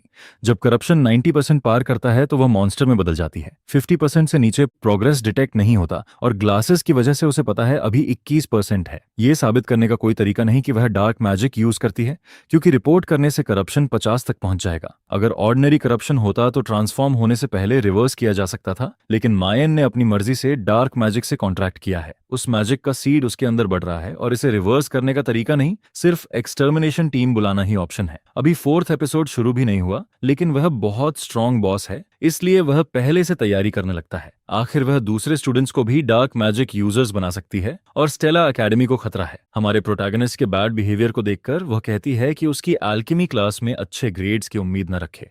वह इसे अच्छा मानता है क्योंकि इससे अटेंशन अपनी तरफ रखकर वह एक्स्ट्रा नुकसान से बचता है। असल में उसने सोचा भी नहीं था कि एल्केमी प्रैक्टिकल टेस्ट ग्रुप में होगा, जिससे उसे हेडेक होता है और बेक नोटिस करता है कि माहौल खराब है क्योंकि कोई उसके साथ काम नहीं करना चाहता। बाकी मेंबर्स अपना इंट्रोडक्शन देते हैं और उनमें से एक एसल मॉ होती है। वे सोचते हैं टीम खराब है क्योंकि टीचर बेकोसिल से नफरत के कारण ग्रेड्स कम कर देगी, लेकिन आसल कहती है उन्हें हार नहीं माननी चाहिए। प्रैक्टिकल टेस्ट में अल्कोमांसिया के 3 अल्केमिस्ट्स उन्हें इवैल्यूएट करेंगे, इसलिए प्रोफेसर मैन अपने मन से ग्रेड्स खराब नहीं कर सकती। यह बात स्टूडेंट्स को समझ आती है और वे अच्छा ग्रेड पाने के लिए मेहनत करने का फैसला करते हैं, जिस पर हमारा प्रोटैगनिस्ट भी लड़की की मोटिवेटिंग स्पीच से खुश हो जाता है। वाइटैलिटी पोशन बनाना मुश्किल नहीं होगा अगर वे सीखी चीजें कंबाइन करें, और उन्हें 2 इंग्रेडिएंट्स चाहिए। बेक वॉलंटियर करता है कि वो फायर मैनर्ड लार्ज टेल लाएगा, जो पोशन का मेन इंग्रेडिएंट है। एसल चेतावनी देती है कि उसे बहुत फ्रेश लाना होगा क्योंकि मॉन्स्टर कॉर्प्स एल्केमी में जरूरी है। वह कॉमनर पर भरोसा करती है क्योंकि उसका लुक कॉन्फिडेंट है। हमारा प्रोटैगनिस्ट सोर्स से सीधा फायर लिजर्ड लाने निकलता है। उसी समय टीचर एक स्टूडेंट को प्राइवेट में बुलाती है और कहती है फर्स्ट ईयर एल्केमी ग्रुप को नोट बांटे, लेकिन ग्रुप 12 को नहीं, जो टेलीपोर्ट मेज का ग्रुप है, क्योंकि वह उसे सैबोटाज करना चाहती है। Practical alchemy test professional alchemist के सामने होगा और अगर वे उनके सामने फेल हुए तो एल्केमिस्ट करियर खत्म हो जाएगा। इसलिए प्रोफेसर मायन बेक यूजियो को टीचर को चैलेंज करने का पछतावा कराना चाहती है। एस क्लास ट्रेनिंग फील्ड में फ्लेम अपने स्टाफ के साथ खड़ी होती है। मैसेंजर स्टूडेंट उसे एल्केमी क्लास का नोट देता है और कहता है किसी और को न बताना। फ्लेम समझ जाती है कि यह सिर्फ बेक यूजिल के ग्रुप को नुकसान पहुंचाने के लिए है, लेकिन वह चुप रहने का इरादा नहीं रखती और नोट पढ़कर जानती है कि पोशन बदलकर टायरेंट पॉइंट पोशन कर दिया गया है, वाइटैलिटी पोशन नहीं। फ्लेम सोचती है कि अगर बेक ओरिजिनल स्टोरी जानता है तो वह इस इंसिडेंट को रोकेगा, इसलिए उसे फायरमेंड एंड लिजर्ड टेल की जगह टायरनॉइंट पोशन के लिए एडिक्ट स्पाइडर कैरापेस लाना होगा। यह सोचते हुए कि यह हमारे मैन कैरेक्टर को टेस्ट करने का परफेक्ट मौका है, हमारा प्रोटैग हॉल का यूज करके टेलीपोर्ट करता है, जिस पर टेलीपोर्ट होते ही उसे चक्कर सा फील होता है। उसी मोमेंट एक यंग वुमन टेलीपोर्टर मेज को डिबल में वेलकम करती है, जिस पर वह समझाता है कि वह कोई ऑफिशियल मेज नहीं है बल्कि सिर्फ एक कैडेट है, लेकिन फिर भी उसे पहले से ही ऑफिशियल मेज की तरह ट्रीट किया जाता है। वहां के मेजेस स्टेला एकेडमी की यूनिफॉर्म नोटिस करते हैं और कैडेट से जेलस होने लगते हैं। वह यंग वुमन कहती है कि अगर उसे हेल्प चाहिए तो बस उसे ढूंढ लेना, जिसके बाद प्रोटैग अपने रास्ते आगे बढ़ता है। उसके पास सिर्फ एग्जिट पास और स्टेला पॉकेट वॉच होने की वजह से उसे हर जगह ऑफिशियल मेज की तरह ट्रीट किया जाता है। साथ ही उनके टेलीपोर्ट हॉल की कॉस्ट 1 लाख क्रेडिट्स है, लेकिन कैडेट्स इसे फ्री में यूज करते हैं, जिस पर वह वीकेंड्स में नेरबी सिटीज विजिट करने के लिए टेलीपोर्ट हॉल का यूज करता है, ताकि गेम की वजह से जो कुछ वह पहले से जानता और रिमेंबर करता है उसे कंफर्म कर सके। इसके बाद वह उस जगह पहुंचता है जहां ऑब्जेक्टिव एक फायर लार्ज को ढूंढना है, जो लेवल 2 थ्रेट है और एंड्योरेंस और स्ट्रेंथ में थोड़ा ज्यादा स्ट्रांग और कॉमन माना जाता है। इसमें मैजिकल डिफेंस भी है और ये फास्ट मूव करता है, इसलिए इसे पकड़ने के क्लास 2 स्पेल चाहिए होता है। जब उसने क्लास 1 मॉन्स्टर्स हंट किए थे तो उसने उन्हें बिना डिफिकल्टी हैंडल किया था, जिस पर वह सोचता है कि क्लास 2 भी मैनेज कर सकता है। एरिया में प्रेजेंस फील होते ही वह तुरंत अपना तरवान निकालता है और समझ जाता है कि मॉन्स्टर आ चुका है। वह अलर्ट रहता है, जबकि फायर लिजर्ड पीछे से उस पर अटैक करने की कोशिश करता है, लेकिन हमारे हीरो के पास सिक्स्थ सेंस है जो उसे पीछे से आने वाला स्ट्राइक दिखा देता है, जिस पर वह हिट होने से पहले ही अपनी मैजिक सोर्ड से मॉन्स्टर को खत्म कर देता है। कुछ ही मोमेंट्स में यंग मैन रिएक्शन नहीं कर पाता और स्ट्रेंथ खत्म होने से जमीन पर गिर जाता है। विशाल मॉन्स्टर जमीन पर पड़ा रहता है और प्रोटैगनिस्ट जीत जाता है। वह कहता है कि उसने पहला हंट मैनेज कर लिया। तभी वह नोटिस करता है कि उसी जैसे 3 और लिजर्ड्स उसकी तरफ अटैक करने आते दिख रहे हैं। वह मुस्कुराता है, अपनी मैजिक सोर्ड को पकड़ता है और कहता है कि अब पोशन इंग्रेडिएंट्स कलेक्ट करने का टाइम है। वह मटेरियल लड़की को देता है, जो देखकर नोटिस करती है कि यह बहुत फ्रेश है। एसल कहती है कि बेकोजियल की इंग्रेडिएंट्स पर अच्छी नजर है, जिस पर वह कहती है कि अब बस सही तरीके से पोशन बनाना बाकी है। इसके बाद पूरी टीम ऑप्टिमिस्टिक होकर प्रोसेस में उसकी हेल्प करने लगती है। फिर प्रोफेसर मायन टूरिन की क्लास के असाइनमेंट की प्रेजेंटेशन का टाइम आता है। टेस्ट ऑफिशियल अल्केमिस्ट के सामने होने वाला है और अगर वे अच्छा करते हैं तो उनका फ्यूचर अल्केमिस्ट के रूप में बन सकता है। मेन एक्टिविटी शुरू करती है और अनाउंस करती है कि टास्क टायरन पॉइंट पोशन टाइप बी बनाना है। वह पूछती है कि सब इंग्रेडिएंट्स लाए हैं, जिस पर बेक का ग्रुप शॉक हो जाता है। एसल कंप्लेन करने की कोशिश करती है कि रिक्वेस्टेड पोशन वाइटैलिटी डी था। टीचर स्टूडेंट से कंफर्म करती है कि उसने पोशन चेंज अनाउंस किया था और सभी एग्री करते हैं। यह सुनकर हमारा हीरो टीचर के एटीट्यूड से इरिटेट हो जाता है और नहीं चाहता कि उसके क्लासमेट्स इस टेस्ट में खराब करें। वह ओरिजिनल स्टोरी रिमेंबर करने की कोशिश करता है और फ्लेम के साथ नजरें एक्सचेंज करता है। उसे यह स्ट्रेंज लगता है क्योंकि उसने सोचा था बेक ओरिजिनल स्टोरी जानता है और इसे अवॉइड कर सकता है। वे एसल से कंप्लेन करते हैं कि उसने गलत इंग्रेडिएंट्स लाए हैं। टीचर कहती है कि अगर वह अल्केमिस्ट बनना चाहती है तो इंग्रेडिएंट्स कंफ्यूज नहीं कर सकती। जब मान श्योर होती है कि ग्रुप 12 फेल होगा तभी कोई उसे इंटरप्ट करता है। हमारा हीरो पूछता है कि क्या उसे सिर्फ टायरन पॉइंट पोशन बनाना है और कहता है कि वह इसे करेगा। अलग इंग्रेडिएंट्स होने के बावजूद और टीचर के पोशन से बेहतर परफॉर्मेंस दिखाते हुए ऑफिशियल अल्केमिस्ट्स आपस में विस्पर करने लगते हैं, जो उसकी एटीट्यूड से इंप्रेस हो रहे हैं। हमारा प्रोटैगनिस्ट जानता है कि इस पोशन का मेन इंग्रेडिएंट आर्डर्क स्पाइडर का शेल है। इन स्पाइडर्स का शेल न्यूट्रिएंट्स से भरा होता है और टायरन पॉइंट पोशन इसी वजह से रिवाइटलाइजिंग है। लेकिन फायर लिजर्ड की टेल से रिवाइटलाइजिंग पोशन बनाने की कोशिश करना उसके लिए रिस्की है। टीचर उस पर डाउट करती है और सोचती है कि वह सबके सामने उसका अल्केमिस्ट करियर खत्म कर देगी। वह वार्न करती है कि टाइम लिमिट 1 आवर है और उसे पोशन बनाने की परमिशन देती है। वह डिमांड करती है कि वह उस टाइम में टायरन पॉइंट पोशन कंप्लीट करे। उसका ग्रुप सोचता है कि वह क्रेजी है, भले ही वह पोशंस बनाने में अच्छा है। बेकोजिल कहता है कि जब वे यहाँ हैं तो ट्राई करना चाहिए और उन्हें उस पर ट्रस्ट करते रहने को कहता है। वह सोचता है कि खराब ग्रेड मिलने से बेहतर अलग पोशन बनाने की कोशिश करना है। किसी तरह वह अपने ग्रुप को मोटिवेट करता है, जो ऑप्टिमिस्टिक हो जाते हैं और उससे अग्री करते हैं। इसके बाद हमारा हीरो समझाना शुरू करता है कि यह टास्क कैसे काम करेगा, जिस पर वह बताता है कि जब वह गेम खेलता था, एल्केमी उसकी सबसे बड़ी पैशन में से एक थी। उसने हर रेसिपी सिंपलेस्ट से सबसे कॉम्प्लेक्स तक लिखी थी, जिनमें टायरन पॉइंट पोशन बी की रेसिपी भी शामिल थी। ये वही रेसिपी थी जिसे फ्यूचर में प्रोफेसर मैन इन्वेंट करने वाली थी, इसलिए वह इसे टैंपर नहीं करना चाहता था। वर्तमान में वह ग्रुप को समझाता है कि स्पाइडर का शेल न्यूट्रिशियस है क्योंकि इसका यूज ऑफस्प्रिंग इंक्यूबेट करने में होता है। फायर लिजर्ड की टेल में भी एक similar organ specific blood vessel में होता है। एक डेजर्ट ट्राइब उस वेसल का यूज चीफ की हेल्थ स्ट्रॉन्ग करने के लिए करता था, जिससे उनकी लाइफ एक्सपेक्टेंसी बढ़ गई थी। ग्रुप का एक मेंबर कहता है कि वह समझ गया और हेल्प करना चाहता है। हमारा प्रोटैगनिस्ट मिस्टलटो को मैजिकल ड्राइंग मेथड से ड्राई करने वाला है, जिस पर एक लड़का कहता है कि उसे यह करना आता है। एसल कहती है कि वह मैजिकल ड्राइंग के इस पार्ट की प्रोसेसिंग हैंडल करेगी। जल्द ही पूरी टीम इस पोटेशन को बनाने में एब्जॉर्ब और फोकस्ड हो जाती है। हमारा हीरो रियलाइज करता है कि वे उसकी एक्सपेक्टेशन से भी काफी बेहतर कर रहे हैं। आखिरकार वे उसी तरीके से इंग्रेडिएंट्स को कंबाइन करते हैं जैसा उसने समझाया था, जिस पर वे एक बहुत सिमिलर पोशन बना लेते हैं। टीचर शॉक में रह जाती है जब उसे पता चलता है कि उन्होंने सच में टायरन बी पॉइंट पोशन बना लिया है। कोई भी अल्केमिस्ट बिलीव नहीं करता कि उन्होंने सच में लिजर्ड टेल का यूज करके यह कर लिया। टीचर इरिटेट हो जाती है क्योंकि यह पोशन सालों की रिसर्च के बाद इन्वेंट हुआ था और उन्होंने इसे आसानी से बना दिया। इसके बाद अल्केमिस्ट्स वेरिफिकेशन करते हैं ताकि पता चल सके कि पोशन सही है। जब वे टेस्ट रन करते हैं तो उन्हें पता चलता है कि यह थोड़ा इम्परफेक्ट है और कुछ इंग्रेडिएंट्स वेस्ट भी हुए हैं। हालांकि यह पोशन प्रोफेसर मे के एंट्रेंस पोशन से काफी बेहतर परफॉर्म करता है, जिस पर ग्रुप खुश हो जाता है और उनके एक्सीलेंट वर्क के लिए प्रेज किया जाता है। लेकिन टीचर और ज्यादा इरिटेट हो जाती है और पोशन खुद चेक करने के लिए ले जाती है। उसे कोई डाउट नहीं रहता कि यह पोशन मॉन्स्टर न्यूट्रिएंट्स को वाइटल एनर्जी में कन्वर्ट करने वाली टेक्निक यूज करता है और हर एंगल से यह एक परफेक्ट 10 पॉइंट पोशन है। वह शॉक में पड़ जाती है और सोचती है कि उन्होंने उससे बेहतर प्रोडक्ट कैसे बना लिया। फिर भी ग्रेड वही देने वाली है और वह उन्हें सैबोटाज करने का सोचती है। वह इंग्रेडिएंट्स की कमी का बहाना बनाकर ग्रुप को डिस्क्वालीफाई करने के बारे में सोचती है, जिस पर अल्केमिस्ट का ग्रुप कहता है कि ग्रुप 12 इस टास्क के लिए बेस्ट ग्रेड डिजर्व करता है। एल्डर अल्केमिस्ट के प्रेशर में टीचर को मानना पड़ता है और ग्रुप 12 अप्रूव हो जाता है। हमारे हीरोज इससे खुश हो जाते हैं, लेकिन टीचर के अंदर बेक के लिए हेट्रेड बढ़ती रहती है और जैसे जैसे उसका हेट्रेड बढ़ता है उसके अंदर ब्लैक करप्शन भी ग्रो होने लगता है। कुछ टाइम बाद हम स्टेला एकेडमी के स्टूडेंट्स को अपना मैजिक ट्रेन करते देखते हैं। फ्लेम सोचती है कि उसकी एज में फिर से स्टडी करना मुश्किल है और वह इसके लिए बहुत टायर्ड है।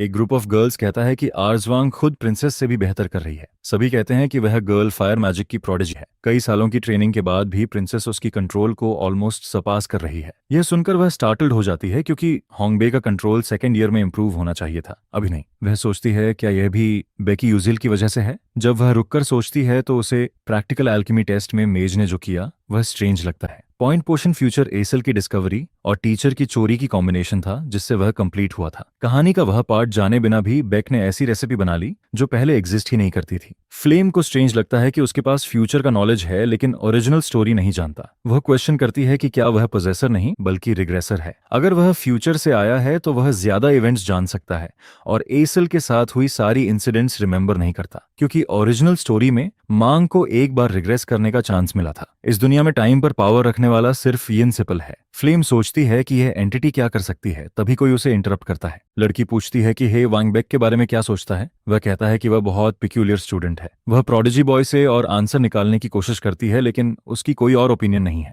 जब वह पूछता है कि क्या फ्लेम को बेक को लेकर कंसर्न है, वह कंफर्म करती है। वह ज्यादा डिटेल्स नहीं देती लेकिन जानती है कि रीजन यह है कि बेक भी स्टोरी जानता है जैसे वह जानती है, और वह कंक्लूड करती है कि इस बारे में ज्यादा सोचना अच्छा नहीं है। वह डिसाइड करती है कि वह टेलीपोर्ट मेज से सीधे बात करेगी कि वह उसके बारे में क्या सोचती है। हे विंगैंग को यह आइडिया स्ट्रेंज लगता है कि वह स्टूडेंट के फेस पर सब कह दे। फ्लेम बॉय को पिछले दिन उसकी बात सुनने के लिए थैंक्स कहती है, लेकिन उसके जाने के बाद नोबल बॉय का लुक स्ट्रेंज हो जाता है। एक दिन गुजरता है और हम प्रोटैगनिस्ट को कैफेटेरिया में देखते हैं। उसे पता है कि मायन तुरिन की करप्शन 37% है और 3 मंथ्स में कुछ गलत होने वाला है। उसकी ब्लैक करप्शन किसी रैंडम स्टूडेंट को अफेक्ट करेगी और उसके 3 कैंडिडेट्स हैं, जैकी फ्लेम की फ्रेंड आरजंग होंग बयान के ग्रुप से और हाई व्रायांग फुल मून टावर से। अगर हाई व्रायांग अफेक्ट हुआ तो गेम में सबसे वर्स्ट सिनारियो होगा। ये रेयर केस था क्योंकि उसमें करप्शन बहुत बैड एंडिंग की तरफ ले जाता है और बहुत कॉशन चाहिए। वह सबसे लाइकली सिनारियो के बारे में सोच ही रहा होता है कि फ्लेम आ जाती है और उसे पेंसिव बना देती है। वह आकर पूछती है कि वह रियल में कौन है, क्योंकि पिछली बार उसने सही आंसर नहीं दिया था। हमारा प्रोटैगनिस्ट इस क्वेश्चन से इरिटेट हो जाता है क्योंकि यह उसे मुश्किल सिचुएशन में डाल देता है। सच बताने और इन्फॉर्मेशन पाने से ट्रू एंडिंग तक पहुंचने का चांस बढ़ता है, जिस पर वह ट्राई करने का डिसाइड करता है। जब वह ट्रूथ बताने की कोशिश करता है तो वार्निंग आती है कि उसकी नैरेटिव इनकम्प्लीट है और वह इस पर्सन को नहीं बता सकता कि वह पोजेसर है। वह अपना नॉलेज और इन्फॉर्मेशन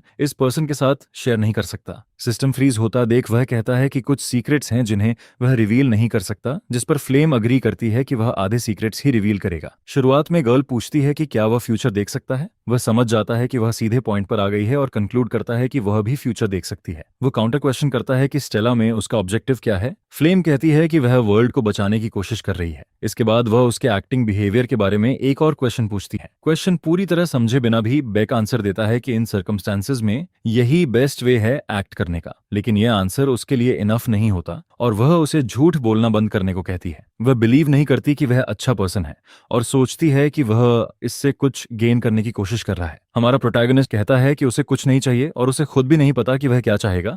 वह बस बिना ज्यादा सोचे जीना चाहता है। यह स्ट्रेंज आंसर सुनकर वह रूड होने के लिए अपोलोजाइज करती है और जल्द ही वह हमारे हीरो को बाय कह देती है। इससे पहले कि वह कोई और क्वेश्चन पूछ पाता, तभी हे वानंग बहुत गुस्से में आ जाता है और बेकी यूजील को कन्फ्रंट करता है।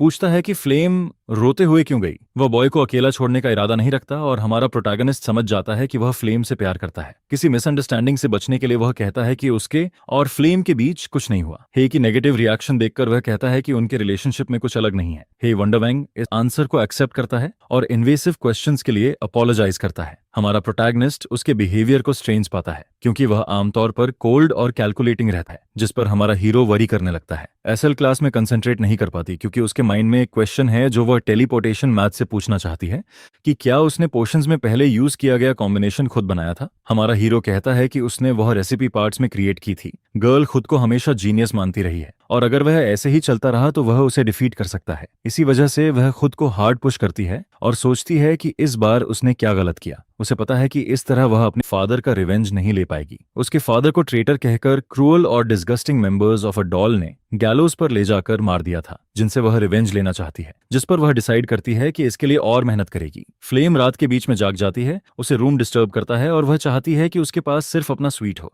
उसे बेक की बात याद आती है कि उसका कोई गोल नहीं है और वह समझ जाती है कि वह टाइम में वापस गया है। नॉवेल के ओरिजिनल एंडिंग में यूनिपो ने मा यूजियांग से कहा था कि टाइम रिवर्स किया जा सकता है, लेकिन रिवर्स टाइम की मेमोरीज खो जाती हैं और मिशन पूरा होने के बाद वह डिसअपियर हो जाता है। दुनिया में कोई याद नहीं रखेगा कि उस पर्सन ने वर्ल्ड को बचाया था, यहाँ तक कि हीरो के लव्ड वंस भी उसे रिमेंबर नहीं करेंगे। फिर भी कुछ लोग इतने एम्बिशियस होते हैं कि वे टाइम में वापस जाकर फिर कोशिश करते हैं। लगता है कुछ हीरोज ने इससे अपना फेट मान लिया था। ओरिजिनल स्टोरी में जिसने सच में मा यूजुआंग को रोका था वह आसिल थी। उसने कहा था कि वह डिस्ट्रक्शन एक्सेप्ट कर लेगी, लेकिन उसके बिना दुनिया में नहीं जिएगी। इसके बाद मा यूजुआंग ने उसके पर्सुएसिव वर्ड्स की वजह से टाइम में वापस जाने का आइडिया छोड़ दिया था। इसी वजह से वर्ल्ड डिस्ट्रॉय हो गया और एपिलॉग खत्म हो गया था। यह स्टोरी ओरिजिनल से अलग है क्योंकि यून की पावर से एम्मा की जगह बेक टाइम में वापस गया, इसलिए मिशन खत्म होने पर बेक डिसअपियर हो जाएगा और इस वर्ल्ड से इरेज हो जाएगा। फ्लेम इमेजिन करती है कि उसने अपनी ज्यादातर मेमोरीज खो दी हैं, उसके पास सिर्फ ड्यूटी का सेंस है और वह बस जी रहा है। यह बात फ्लेम को किसी तरह एक्ट करने के लिए मोटिवेट करती है। जैसे ही वह बेड से उठती है, उसकी फ्रेंड वॉर्न करती है कि हे वानंग उससे मिलने आया है। वह डॉर्मेट्री के फर्स्ट फ्लोर पर उसका वेट कर रहा है और फ्लेम उसे नहीं मिलना चाहती क्योंकि वह अभी अभी उठी है। वह इस हालत में उसे नहीं मिलना चाहती और अपनी फ्रेंड से कहती है कि हाय वानंग को वापस भेज दे। कुछ समय बाद फ्लेम की फ्रेंड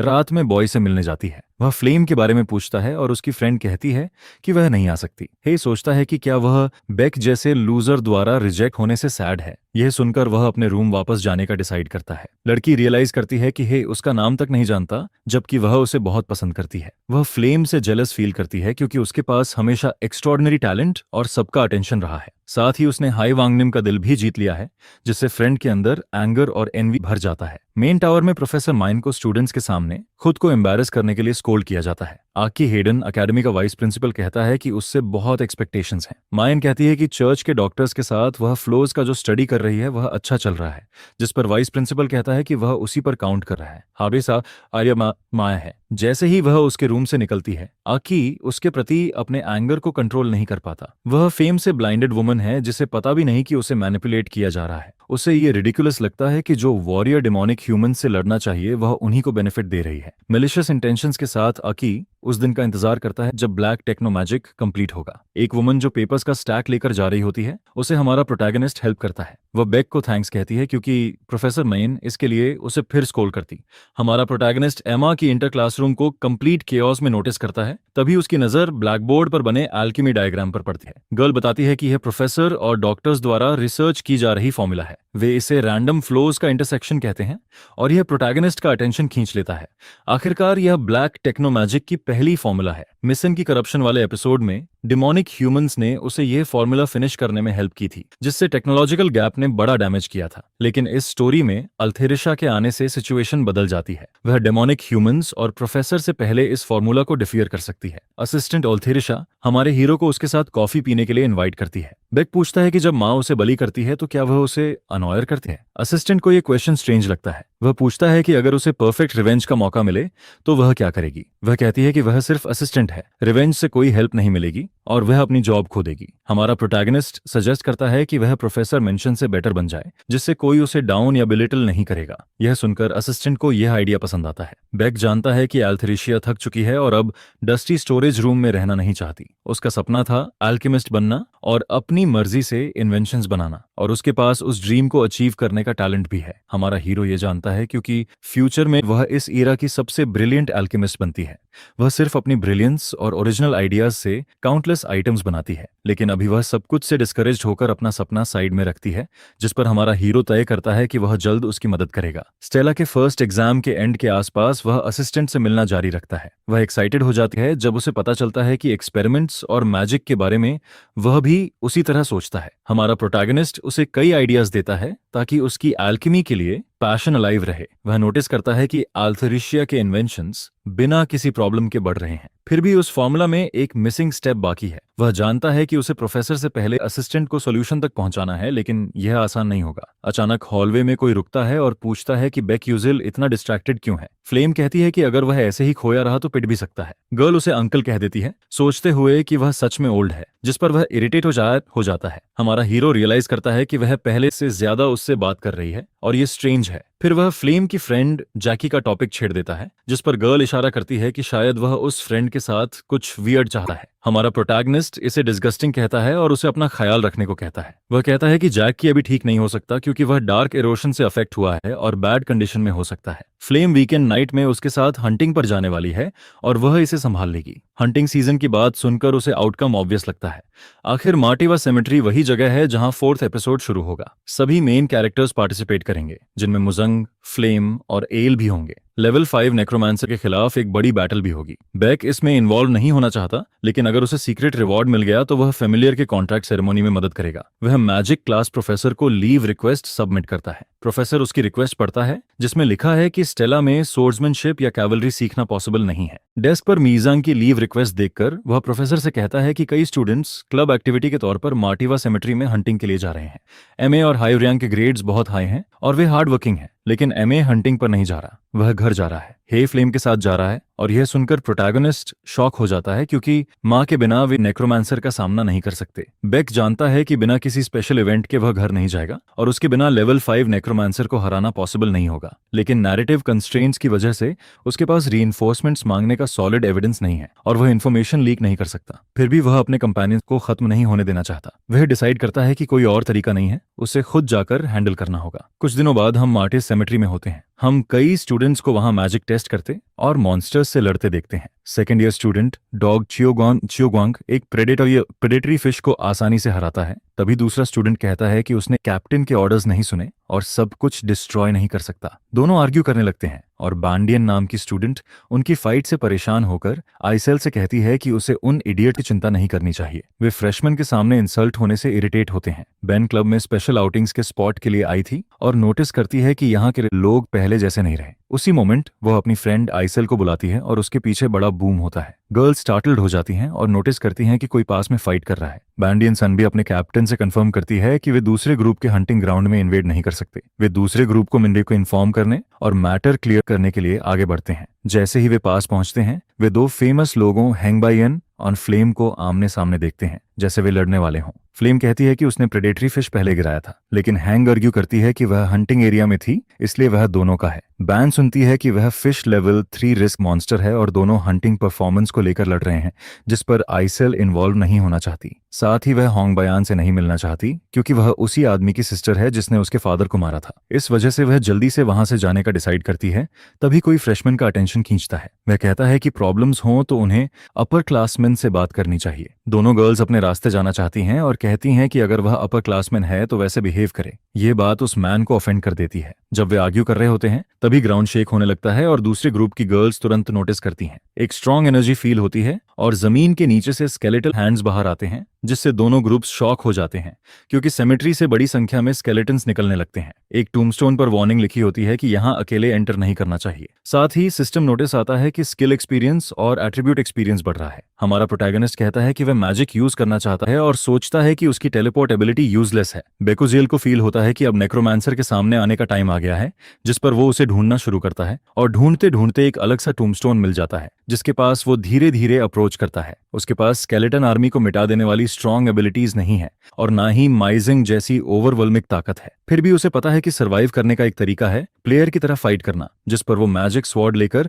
उस टम्बस्टोन के सामने खड़ा हो जाता है। एपिसोड 4 में नेक्रोमांसर का अटैक शुरू होता है। तभी हमारे हीरो के सामने जमीन हिलने लगती है और जमीन के अंदर से कुछ बाहर आने लगता है, जिसे देखकर बेक समझ जाता है कि यह स्केलेटन जनरल है, वही जो सैकड़ों स्केलेटन्स को कमांड करता है। एक सब बॉस लेवल मॉन्स्टर जो इस एपिसोड में सिर्फ 3 बार ही दिखाई देता है। उसके करंट लेवल के हिसाब से अगर वो स्केलेटन जनरल से सीधे लड़े तो किसी न किसी पॉइंट पर मर ही जाएगा। इसलिए वो इस मॉन्स्टर से नॉर्मल तरीके से फाइट करने का सोचता ही नहीं है, बल्कि सीधे उसके सिर पर वार करता है और उसे वापस जमीन के अंदर धकेल देता है। जब कोई क्रीचर समन या ट्रांसफॉर्म होता है तब रूल होता है कि चुपचाप खड़े होकर देखो, लेकिन हमारा मेन कैरेक्टर खड़ा रहकर पकड़ा जाने वाला नहीं है, जिस पर वो मौका मिलते ही लगातार सिर पर वार करता है और आखिरकार उस मॉन्स्टर को एक पूरी स्पाइनल स्टाफ में बदल देता है। अब स्केलेटन जनरल को दिए गए कमांड्स भी हमारे हीरो के कंट्रोल में आ जाते हैं और उसे स्टाफ में बदलने के बाद वो खुद मानता है कि उसने खुद को थोड़ा अंडर एस्टिमेट किया था। इसके बाद सेकेंड ईयर स्टूडेंट्स का ग्रुप मुसीबत में दिखता है। स्केलेटन्स की भीड़ के सामने खड़ी फ्लेम समझ जाती है कि यह नेक्रोमांसर वाला एपिसोड है, लेकिन उसे कुछ अजीब फील होता है। अगर वो सही है तो इस एपिसोड को रिजॉल्व करने वाला एमा यूजियन होना चाहिए, जिस पर वो सोचने लगती है कि आइजल किसी दूसरे ग्रुप के साथ क्यों है और स्टोरी का प्रोटैगनिस्ट यहाँ क्यों नहीं है। उसे डर लगने लगता है कि कहीं उन्हें इस वीक ग्रुप के साथ लेवल 5 नेक्रोमांसर का सामना ना करना पड़े। टीम कैप्टन अपना पॉकेट वॉच निकालकर स्टेला एकेडमी को डिस्ट्रेस रिक्वेस्ट भेजता है। ग्रुप बस स्केलेटन्स को रोक कर रखेगा जब तक प्रोफेसर्स नहीं आ जाते। नेक्रोमांसर को हराए बिना भी होंगे। बायांग अपना स्टाफ पकड़कर कहती है कि वो ऐसे शांत नहीं रह सकते। आखिर ये सिमेट्री है और जितना ज्यादा टाइम वो यहाँ बिताएंगे उतने ज्यादा स्केलेटन्स आते रहेंगे, जिस पर वो कहती है कि उन्हें कैंप वापस लौटना चाहिए। इसी बीच एक हेल्पलेस लड़की पर स्केलेटन अटैक कर देता है, लेकिन तभी एक वाटर स्पेल सीधे स्केलेटन पर लगता है और उसे रोक देता है। यह स्पेल आइसाइजल ने अपनी फ्रेंड को बचाने के लिए कास्ट किया था। एक स्टूडेंट उसकी तारीफ करता है और कहता है कि नेक्रोमांसर पूरी तैयारी के साथ आया है और उसने जरूर पावर वेसल बनाया होगा। पावर वेसल एक टेक्निक होती है जिसमें नेक्रोमांसर अपना मने भरकर स्टोर करता रहता है। उसका मन लिमिट होता है।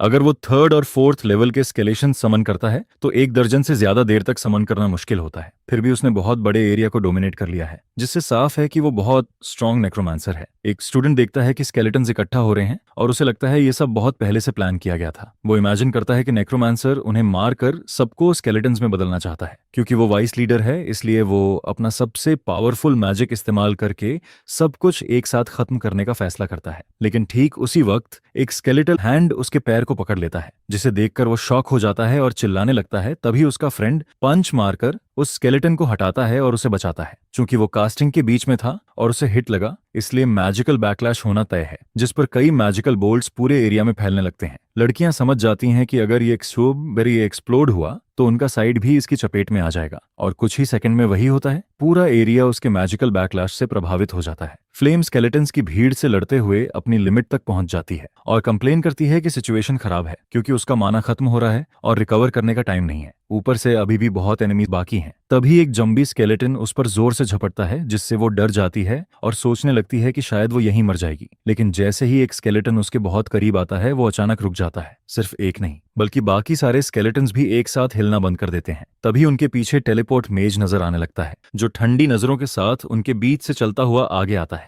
फ्लेम सोचती है कि वो यहाँ कैसे पहुंच गया, और तभी उसकी नजर स्केलेटन जनरल पर पड़ती है। स्केलेटन जनरल एक नॉर्मल मॉन्स्टर से बहुत ज्यादा स्ट्रांग होता है, और उसके साथ इलीट मॉन्स्टर्स भी होने चाहिए, जिस पर लड़की हैरान होती है कि बेक्यूजिल ने उसे अकेले कैसे कैप्चर कर लिया। उसे यकीन नहीं होता, लेकिन यही एक तरीका है जिससे वो इस सिचुएशन से जिंदा निकल सकती है। पूरा ग्रुप टेलीपोर्ट मेज को धन्यवाद देता है कि उसने उन्हें बचाया, और इसेल उससे पूछती है कि उसने जनरल को अकेले कैसे पकड़ा। वो कैजुअली कह देता है कि उसने बोन सूप में फिशिंग की थी, और ये नहीं बताता कि वो उसी जगह कैंप कर रहा था जहां उसे समन होना था। इसके बाद वो प्लान बनाने का फैसला करता है, क्योंकि नेक्रोमांसर जनरल को इग्नोर करके मॉन्स्टर्स को सीधे कंट्रोल कर सकता है। हमारा हीरो देख चुका है कि नेक्रोमांसर कैंप के आसपास के एरिया को कंट्रोल कर रहा है, जिससे घेराबंदी तोड़ना नामुमकिन हो गया है। इसलिए सिर्फ एक ही तरीका है, मेन बॉडी को खत्म करना। ये सुनते ही पूरा ग्रुप शॉक हो जाता है और उसे पागल समझने लगता है। बेक समझाता है कि नेक्रोमांसर मैजिक में स्ट्रांग है, लेकिन हैंड टू हैंड कॉम्बैट में नहीं। भले ही खतरा है क्योंकि उसके पास मॉन्स्टर ट्रूप्स हो सकते हैं, फिर भी समनर पर अटैक करना ही एकमात्र रास्ता है। नेक्रोमांसर की फोर्स में एक जनरल, 6 एलीट स्केलेटन्स और 50 कॉमन स्केलेटन्स हैं,